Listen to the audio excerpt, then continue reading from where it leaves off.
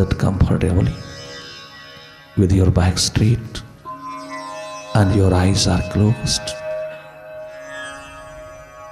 Start looking inside. Simply look, simply watch. Not to indulge in any thought. Rather, look at. Simply look, simply watch.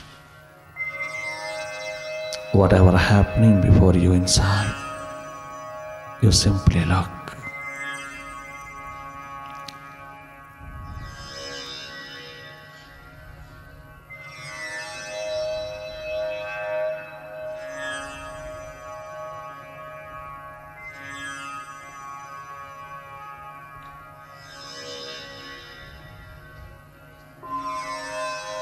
भीतर के अंधेरों में विचारों की गति, विचारों की ट्रैफिक है। खूब विचारों की भीड़ है। विचार पास्ट के हैं, फ्यूचर के हैं, भूत के हैं, भविष्य के हैं, बीते हुए कल के हैं, आने वाले कल के हैं। इन्होंने भीड़ इकट्ठी किया है, तेरे भीतर की स्क्रीन पर उतरे हैं। तुम जागे जागे देखते रहना, किसी भी विचार में खो नहीं जाना, हर एक विचार के दृष्टा बने रहना। विचारों की चहल पहल को देखना, देखना ही शूरवीरता है, देखना बहुत बड़ी बहादुरी है। मन के विचारों के प्रति, मन के प्रति साहसपूर्ण हिम्मत से बैठना, ये संसार में सबसे बड़ी शूरवीरता है, सबसे बड़ी बहादुरी है। इंद्रियाणी जय शुरू, जागना, एकमात्र जागना। जैसे बाहर की ओर जागे हो, बाहर की आंखों से तुम बहुत सहजता पूर्वक देखते चले जाते हो, ठीक उसी तरह भीतर की आंख के सामने जो जो भी आ रहा है उसको देखते चले जाना। अपनी ओर से कोई कल्पना नहीं करना, अपने माइंड को कहीं फोकस नहीं करना, बल्कि माइंड को डायरेक्टली देखना। माइंड से उठने वाले थॉट्स, विचारों की लड़ी को तुम जागे जागे देखते रहना। आगे पीछे ये मन कभी भी तुझे कोई प्रॉब्लम नहीं देता, परंतु जब तुम मेडिटेशन में बैठते हो तुम्हें पहली बार पता चलता है कि माइंड कितना स्कैटर्ड है, कितना बिखरा हुआ है, कितना रेस्टलेस है, कितना स्ट्रेस, कितना टेंशन से भरा है, कितना रिएक्ट करता है, कितनी विचारों की भीड़ लेकर के खड़ा है, विचारों की सेना लेके खड़ा है। तमाम विकारों, विचारों की प्रॉपर्टीज इसने इकट्ठी कर रखी है और वो मेडिटेशन के आलम में खड़ा करता है। तुम उसको देखते रहना, लगातार विचारों की ट्रैफिक को, विचारों की चहल पहल को देखते रहना। तुम भीतर देखते रहना, जागे जागे, कहीं खो ना जाना, कहीं इंडल्ज ना होना।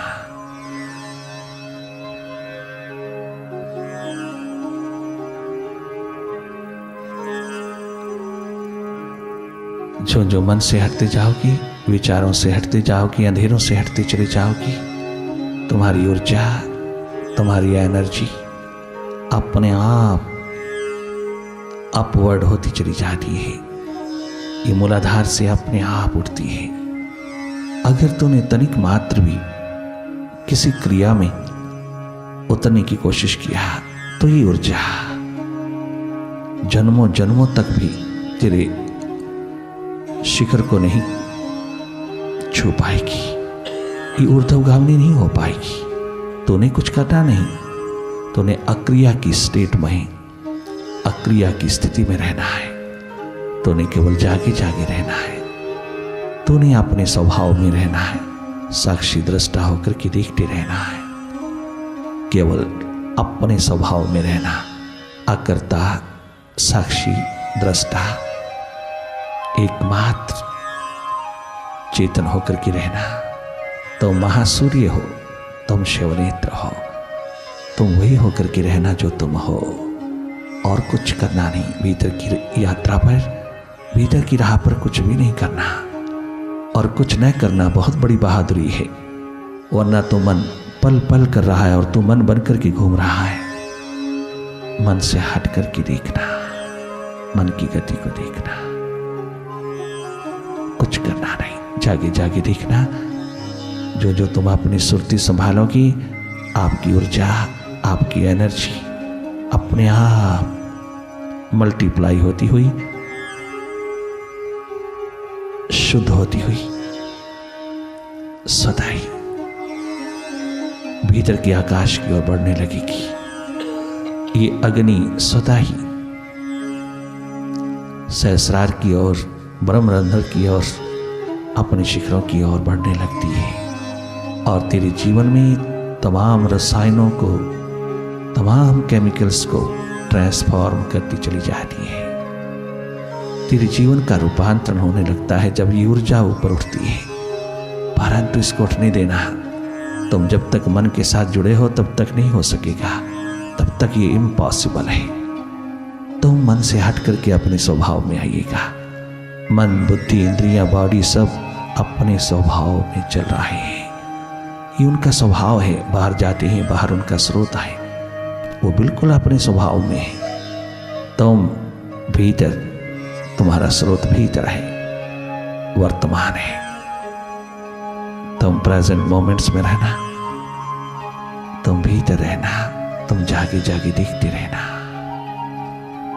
और यह अपनी सुरती, अपनी होश, अपनी स्मृति में रहना, सेल्फ रिमेम्बरेंस की धारा में रहना, अपनी याद में रहना कि तू है कौन, इस एकमात्र स्मृति में रहना।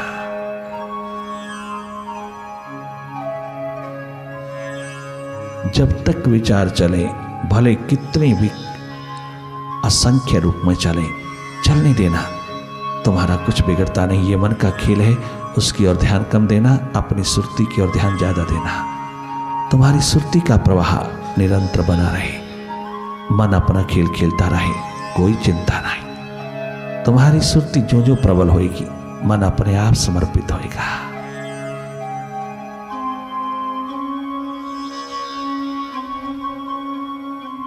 ये सुपर साइंस जिसके प्रति तूने कर्म कमाना है, भीतर मुड़ करके जागने का कर्म, एकमात्र जगह जागे का कर्म, सुरती जागरण का कर्म सबसे ऊंचा कर्म है। तभी तो इस कर्म कमाने वाले के आगे संसार झुकता है। सारी दुनिया उसकी महिमा गाती थकती नहीं, जो भीतर कर्म कमाता है, अपनी सुरती द्वार पर पहुंचने में जो निरंतर लगा रहता है, अपनी सुरती को जगाने में लगा रहता है, उससे बड़ा कर्मशील दुनिया में दूसरा नहीं। अपने स्वभाव की एकमात्र समृद्धि जो तुम भूले हो, उसको पुनः याद कर लेना, सेल्फ रिमेम्बरेंस में उतरना, सदा अपने रियल नेचर को, ट्रू नेचर को, अपनी सुरती को बनाए रखना तेरा धर्म है।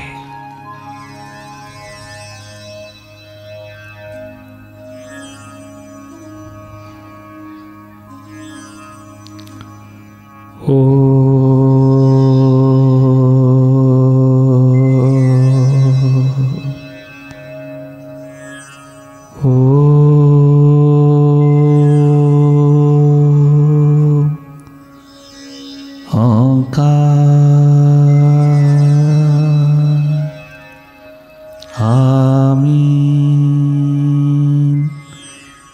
Amen.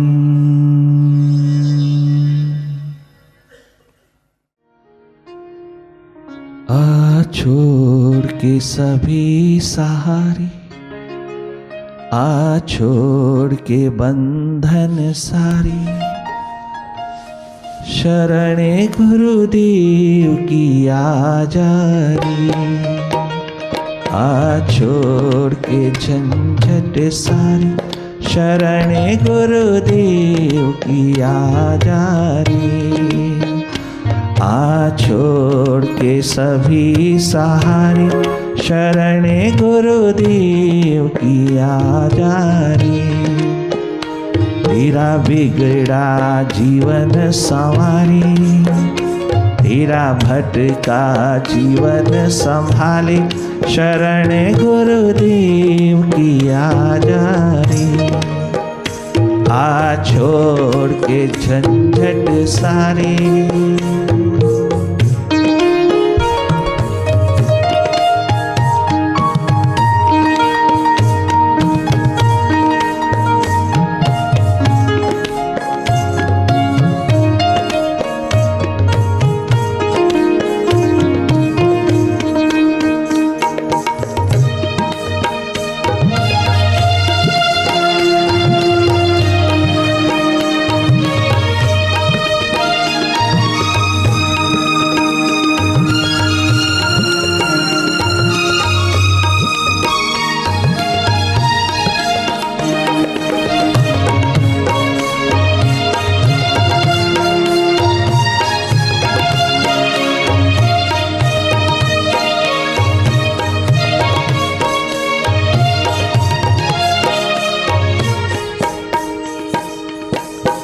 हरि गुण गाली,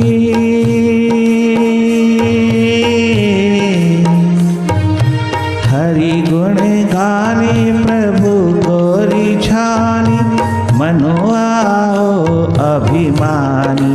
अरे मनुआ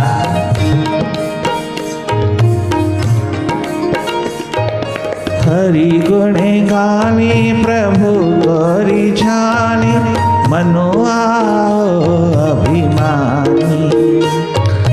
अब भी संभल जा, गुरु का बनी जा, 2 दिन की जिंदगानी।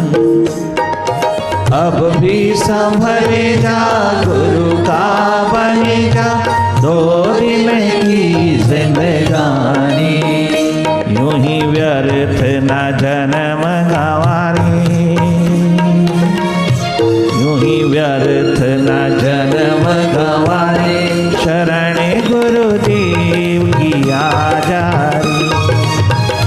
यूं ही व्यर्थ न जन्म गंवारे, शरण गुरुदेव की आ जा रे।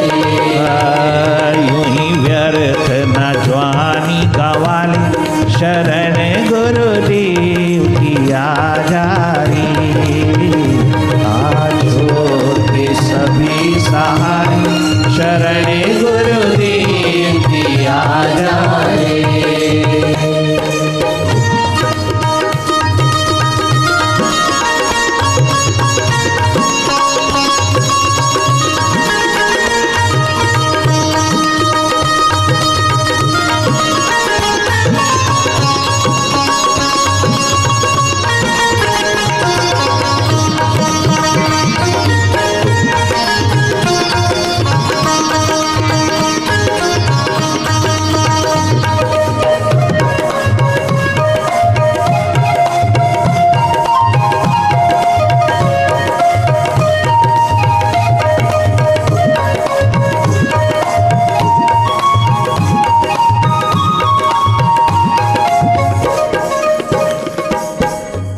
इंसान, बाहर की चेतना को तूने डेवलप किया, बाहर जीने के लिए, बहिर्मुखी जीवन के लिए तूने कितना प्रयास किया, कितना यत्न किया, कितने वर्ष लगाए अपने आप को खड़ा करने में। MA PhD तक तूने अपने सारे जीवन को जोड़ा, अपनी जवानी को उड़ेला। उसके पश्चात तू अपने पैरों पे खड़ा करने के लिए ना जाने तूने कितने कितने प्रयास किए। बाहर की जिंदगी में खड़ा होने के लिए तूने वर्षों वर्षों तक अपने बिजनेस को, अपनी जॉब को, अपने व्यवसाय को पाने के लिए कितने प्रयास किए। अपनी बाहरी चेतना को सफल बनाने के लिए तूने कितना प्रयास किया, किंतु भीतर की चेतना को निर्मित करने के लिए, अपने भीतर को खड़ा करने के लिए तूने कौन सा प्रयास किया? कौन सा? बाहर के जगत के तमाम धंधों में तेरे पास समय ही समय है, किंतु अपनी खोई हुई चेतना को पुनः लौटा लेने में, अपनी खोई हुई स्मृति को पुनः लौटा लेने में तेरे पास कोई समय नहीं। जो तेरी असली संपदा है, असली धन है, असली जीवन है, असली शिखर है तेरे पास, उसके लिए तेरे पास कोई समय नहीं। थोड़ा पूजा कर लिया, थोड़ी पाठ कर लिया, थोड़ा सिमरन जाप कर लिया, थोड़ा सा हवन यज्ञ कर लिया, थोड़ा अखंड पाठ कर लिए, सोचता है कि बस हो गया, धर्म कर्म हो गई, फॉर्मेलिटी पूरी, औपचारिकता निभ गई।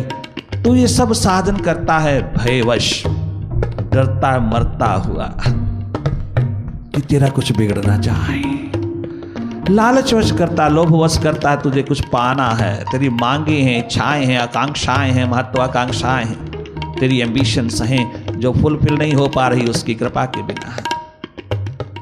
तो पूजा पाठ हवन यज्ञ सिमरन जाप अखंड पाठ हवन यज्ञ कर रहा है एकमात्र संसारिक इच्छा को लेकर के, ना कि परमात्मा की भक्ति, परमात्मा के प्रेम को पाने के लिए, ना कि अपने परम पिता की गोदी में बैठने की महान प्यास कदाचित नहीं है। केवल पदार्थ का लालच है, केवल भय है कि मेरा कुछ बिगड़ना जाए, मेरा फ्यूचर बिल्कुल सिक्योर रहे। तूने अपने भीतर के लिए क्या किया? अपने भीतर की सफाई के लिए, भीतर की निर्मलता के लिए, भीतर की सच्चाई को, अपने आप को जानने पहचानने के लिए, अपनी खोज तलाश के लिए तूने कितना समय लगाया? बाहर की दुनिया में, बाहर की दोनों आंखों में, अपनी दुनिया के तमाम पहलुओं पर तूने कितना समय लगाया? हर एक के लिए तेरे पास समय है। कोई संसार से चला जाता है तो भी तेरे पास समय है, कोई जन्म लेता है तो भी तेरे पास समय है, कोई हॉस्पिटल में पड़ा तो भी तेरे पास समय है, किसी की शादी विवाह है, तेरे पास छुट्टियां ही छुट्टियां। आउटिंग पे जाना है, किसी जर्नी पे जाना है, यात्रा पर जाना है, किसी तीर्थ यात्रा पर जाना है, किसी जगह पिकनिक पे जाना है, तेरे पास समय ही समय। ये सब बाहरी जिंदगी की चेतना को पुष्ट करने के लिए तेरे पास सब कुछ है। उसके लिए स्कूल भी हैं, कॉलेज भी हैं, यूनिवर्सिटीज़ भी हैं। अपनी बाहरी चेतना को, अपने माइंड को शार्प करने के लिए सब बाहर तुझको प्राप्त है, और तू उसको करने में तनिक मात्र भी देर नहीं लगाता। सारे प्रयास तूने बहिर्मुखी जीवन को पुष्ट करने में लगा दिए। अपनी अंतर्मुखता को संभालने में तूने कभी भी कोई कदम नहीं उठाया। तूने ये सब साधन भी किए, धार्मिक साधन भी किए, तो बाहर की जीवन को पुष्ट करने के लिए किए, बहिर्मुखी जीवन को मजबूत करने के लिए किए, ना कि भीतर की सुर्ती को जगाने के लिए किए, भीतर के अंधेरों को दूर करने के लिए नहीं किए। तो तुम में और पाश्चात्य देशों में फिर भेद क्या? पश्चिम देश के लोग तुम कहते हो बड़े एक्सट्रोवर्ट, किंतु तुम अपने आप को देखो कितने एक्सट्रोवर्ट हो। अगर तुम एक्सट्रोवर्ट ना होते तो मनोरोगी ना होते, हृदय रोगी ना होते, तुम टेंशन स्ट्रेस के गुलाम ना होते, अर्थात बीमार ना होते, तुम शिकार ना होते तनावों की, चिंताओं की। अगर तूने थोड़ा सा कर्म कमाया होता भीतर की सुर्ती के लिए, बाहर के संसार के लिए तो सारी दिन सारी रात एक करता है, किंतु अपने भीतर की सुर्ती के लिए क्या करता है? कितना अन्याय अपने जीवन के साथ कर रहा है, कितना इनजस्टिस कर रहा है, कितना पाप कमा रहा है, तो इम्बैलेंस पैदा कर रहा है। बाहर के विंग को तूने खूब निर्मित किया, किंतु भीतर का विंग लड़खड़ा गया। दो विंग्स, दो पंख होंगे तो जीवन उड़ारी मार सकेगा। एक पंख से उड़ारी कभी नहीं लगती, जख्म हो जाओगे, तुम सदा शिकार बने रहोगे समस्याओं की, क्योंकि एक विंग से, एक पंख से कभी कोई उड़ारी नहीं मार सकता। जीवन की उड़ान दो पंखों से होती है, अंतर्मुखता बहिर्मुखता, बाहरी चेतना भीतरी चेतना। बाहर की सुर्ती भीतर की सुर्ती दोनों एक होकर के जब चलते हैं तो जीवन आकाश को छूता है, जीवन जीने योग्य हो जाता है। तूने क्या किया अपने भीतर के लिए? बहुत नास्तिक कहलाने वाले व्यक्ति मिलते हैं, कहते हैं जी क्या जरूरत है, बाहर के जगत में ठीक है सब कुछ है, वहां भीतर किसने देखा? बेचारे कितने कायर हैं, कितने भीरू हैं कि भीतर जाने को तैयार नहीं, भीतर अपने को जानने के लिए तैयारी नहीं, तनिक मात्र तत्परता नहीं, कोई प्यास नहीं, कोई एफर्ट नहीं, कोई एंडीवर नहीं। एस्केपिस्ट, पलायनवादी हैं, जहां उतरना चाहिए था वहां से बच करके उतरते हैं बाहर की ओर, जहां उतरने की जरूरत नहीं। सर्वप्रथम भीतर उतरना है, भीतर जागना है, भीतर को पाना है, भीतर को खोजना। उसको खोजने की तमन्ना भी नहीं, प्यास भी नहीं, कोई दिशा भी नहीं, कोई बताने वाला भी नहीं और कोई जताने वाला भी नहीं। इसलिए बाहर ही बाहर सब धर्म कर्म भी हो रहा है, व्यवहारिक कर्म भी हो रहा है, सब स्वार्थ कर्म भी हो रहा है, किंतु परमार्थ कमाने में लगे हो। नहीं कमा सकोगे जब तक भीतर जागोगे नहीं। परमार्थ तो है ही भीतर जागा, भीतर का जागा तेरे पास नहीं तो परमार्थ कैसे कमाओगे। कोई गुरु की जरूरत नहीं, कोई संत की जरूरत नहीं, कोई मार्गदर्शक की जरूरत नहीं, कोई स्पिरिचुअल मास्टर की जरूरत नहीं। क्या जरूरत है, क्या धंधा कमाना है। आजकल तो सत्संग बिजनेस बन गए हैं, आजकल तो ये धंधा बन गया है, बिजनेस बन गया, व्यवसाय बन गया। क्या करना है वहां, तुम्हें क्या मिलता है वहां जाकर के, लोग पूछते हैं। वाकई पैसा कमाने का धंधा बन गया है, पैसा कमाने का धंधा बन गया। किंतु जहां दीवाने मस्ताने प्यासे अरिंद पियक्कड़ अपनी प्यास को लेकर के उस महान मस्ती में डूब करके उस महफिल में जाते हैं जहां नूर उतरता है भीतर की प्यास का, जहां नूर बरसता है जीवन के शिखरों का, जहां दिशा मिलती है असली जिंदगी को जीने की। वो तो बहुत रेयर है, बहुत कम दिशा निर्देशन है जहां जीवन का राज खुलता है, जीवन के रहस्य खुलते हैं, जीवन की दिशा मिलती है, जीवन जीने के लिए जहां टोटलिटी का महान द्वार मिलता है, उस और जाना बहुत जरूरी है। अगर स्पिरिचुअल पिलग्रिमेज जीवन की यात्रा पर उतरे हुए इंसान को कोई जरूरत नहीं है किसी प्रकार के मार्गदर्शन की, तो तुम स्कूल में क्यों इतना समय गुजार रहे हो, कॉलेज में क्यों गुजार रहे हो, घर बैठ के पढ़ लीजिए ना।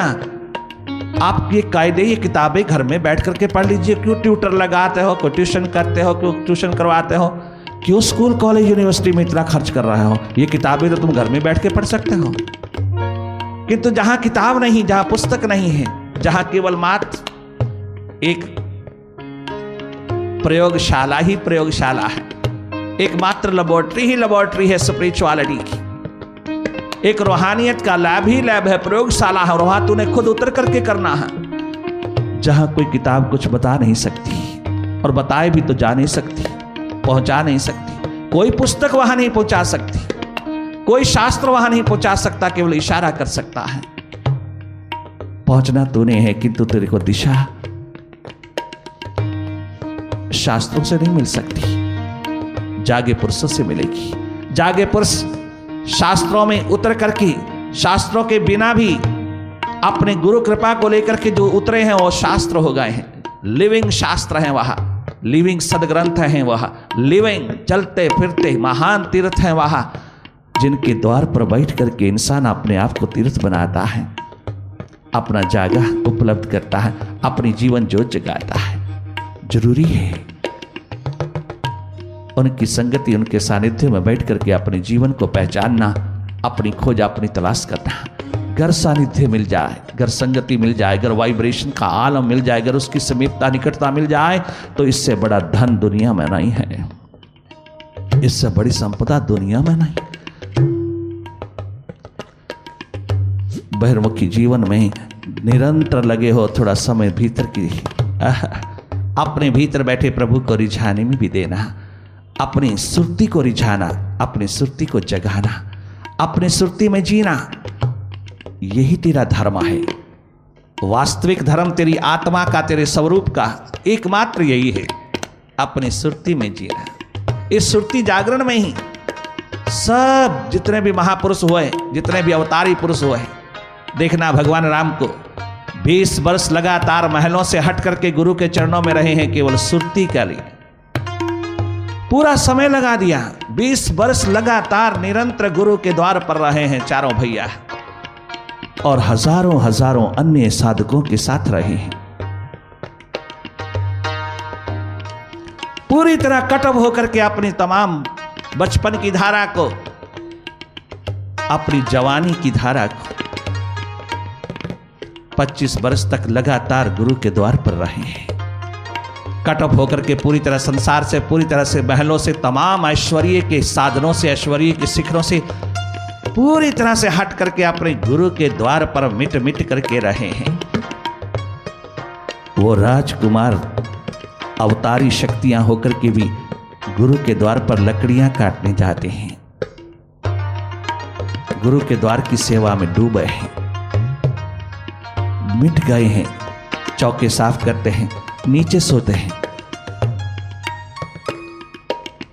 सारा का सारा अवधि, सारी ड्यूरेशन जो गुरु के द्वार पर गुजरी, वह कैसे सोते हैं, कैसे रहते हैं, कैसे करते हैं, किस तरह सेवा साधना की मूर्ति बनकर के मिटते चले जा रहे हैं। स्वयं भगवान कृष्ण 16 कला संपूर्ण होकर के गुरु के द्वार पर 14 वर्ष मिटे हैं। पूरी तरह कट ऑफ होकर के उन्होंने अपने भीतर की भगवत्ता को पाया है, भीतर की त्रिवेणी में स्नान किया है, तब बाहर आए हैं। तो क्या जब वो बाहर आए हैं तो उन्होंने दुनिया को कुछ नहीं दिया? आज तक देते आ रहा है। लोग कहते हैं, बहुत सारे लोग कहते हैं, स्वामी जी आप भी दूसरों की तरह भगवान राम भगवान कृष्ण की बातें करते हैं, वो तो त्रेता द्वापर की बातें हैं, कलयुग की थोड़ा है, हम तो कलयुग में रहते हैं। वो तो त्रेता द्वापर की बातें हैं, उनको दोबारा उछालना, दोबारा उनकी याद, उनकी कहानियां सुनाना कहाँ तक उचित है कलयुग में?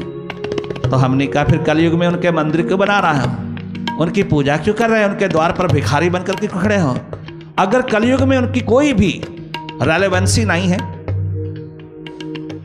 कोई जरूरत नहीं है कलयुग में, वो कलयुग के नहीं है, वो त्रेता की हैं, द्वापर की हैं, सतयुग की हैं, तो कलयुग में उनके नाम के और उनके धाम के मंदिर किस लिए बना रहा है? ये तमाम जितने भी धर्म स्थल, तीर्थ, मंदिर खड़े किया है और उनमें तुमने स्वयं उनकी मूर्तियां सजाई हैं, मूर्ति प्रतिष्ठा किया है, उनको साक्षात लिविंग रूप में प्रतिष्ठित किया है, और फिर उन्हीं के द्वार पर जाकर के भीख मांग रहे हो। छोटा छोटा कर्म संसारिक करना हो तो भी उनके द्वार पर जाकर के प्रार्थना करते हो। वो तो त्रेता के थे, द्वापर के थे, कलयुग में तो उनकी जरूरत नहीं, फिर तुम क्यों जाते हो? फिर तुम करोड़ों करोड़ों क्यों खर्च करते हो उनके मंदिरों, उनके धामों को बनाने में? अगर उनकी रेलेवेंसी नहीं है, अगर उनकी जरूरत नहीं समझते हो तो फिर क्यों? याद रखना, जो सत्य है वो चारों युगों में बराबर चाहिए। जो उन्होंने पाया वो चारों युगों में चाहिए। चारों युगों में उनकी प्राप्ति की जरूरत है। उन्होंने जो प्राप्त किया और प्राप्त करके जो देन दिया, जो दिया हमको दिशा दिया, वो दिशा चारों युगों में अमर है, वो रेलेवेंट है। आज भी इंसानी जाति को, मानव जाति को उतनी ही चाहिए जितनी उनके अपने काल में लोगों को दिया है उन्होंने, आज भी वो उतनी ही चाहिए, क्योंकि वो सत्य चारों युगों में बराबर होता है। उसके ऊपर युगों का कोई प्रभाव नहीं, वो सब युग में बराबर है। जो भी उन्होंने पाया सब ओर से हट करके गुरु के द्वार पर मिट करके पाया। अवतारी शक्तियों का ये हाल है तो तुम और हम किस बात की मूली हैं? हम किस ईगो अहम में पड़े हैं? जागे पुरुषों के द्वार पर मिट के पाया। बहुत सुंदर भगवान राम की तमाम जिंदगी को देख करके, जीवन की झलक को देख करके स्वामी राम ने बहुत सुंदर कहा, बहुत सुंदर कहा। अपने गुरु वशिष्ठ के द्वार पर खड़े होकर के राम ने कहा, 14 वर्ष वनवास के पश्चात राजगद्दी संभाले, राजगद्दी संभालने के पश्चात एक बार गुरु वशिष्ठ के चरणों में बैठ करके कहते हैं, गुरु वशिष्ठ हंस के कहते हैं, कैसा रहा जीवन? तो भगवान राम, स्वामी राम की एकमात्र लेखनीय है, अर्थात स्वामी राम की एक पुकार है। स्वामी राम किस तरह से उसको प्रोजेक्ट कर रहा है, स्वामी राम तीर्थ। बहुत सुंदर भगवान राम ने कहा गुरु के द्वार पर, गुरु को साथ लेकर के अंतिम घड़ी तक रहे। हमको याद दर फिराया आपने,